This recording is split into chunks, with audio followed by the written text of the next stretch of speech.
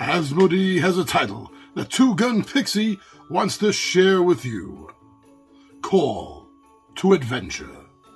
This is for 1 to 4 players ages 9 and up, and should take between 30 and 60 minutes to play. Make your fate. Inspired by character-driven fantasy storytelling, Call to Adventure challenges 1 to 4 players to create the hero with the greatest destiny by acquiring traits, facing challenges, and overcoming adversaries. Call to Adventure features a unique rune rolling system for resolving challenges, a point-based system that encourages storytelling, and over 150 unique cards. Players begin each game with an origin card that provides their backstory as well as 2 starter abilities. Each round they may either acquire trait cards from the board or face a challenge. Challenges have 2 possible paths a player can choose from.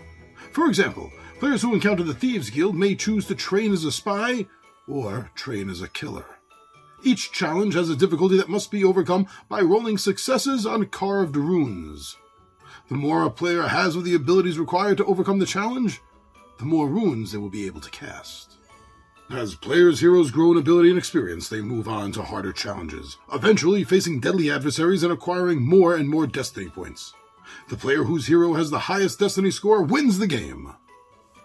Inspired by character-driven storytelling and set in a high fantasy world of adventure, I grew up learning and playing Dungeons and Dragons. Yes, this game may be called Call to Adventure, but that right there calls me to the game. Now, another thing this is a board game essentially, and it is using a system to award the players for storytelling. That enhances the sensation and the feeling of the game. Although I admit that possibly not every player at every gamer's table will feel comfortable, being part of having to tell or attribute or add to. That's it. Add to the building living story around them. Some players tend to be a little bit more quiet, but this game, if you have the right people at the table, you're going to have not only fun, but you're going to be having fun making things even more fun with a system like this.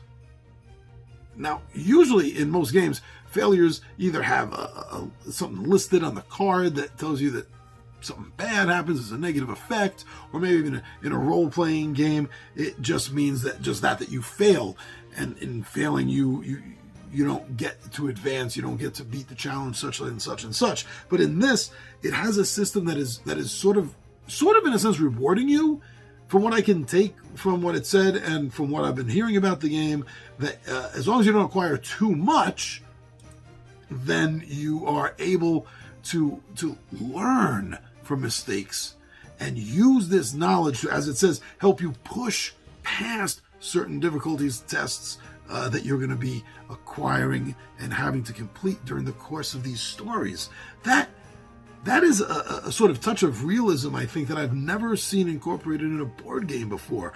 Literally learning from your mistakes. Wow. Okay, that is something else that by this point, not only was I hooked, but this was just yet another hook in me when I was learning this.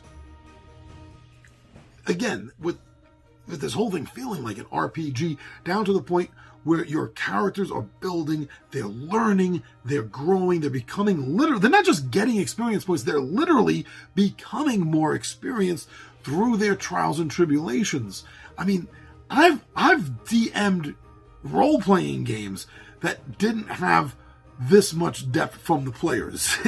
And okay, possibly me too. I'm not saying that I've always been the perfect DM, but to see this level again of character growth, of RPG-ness feel being not just described, but thrown out there for all of us to have, it really makes me want to showcase this game off. It does.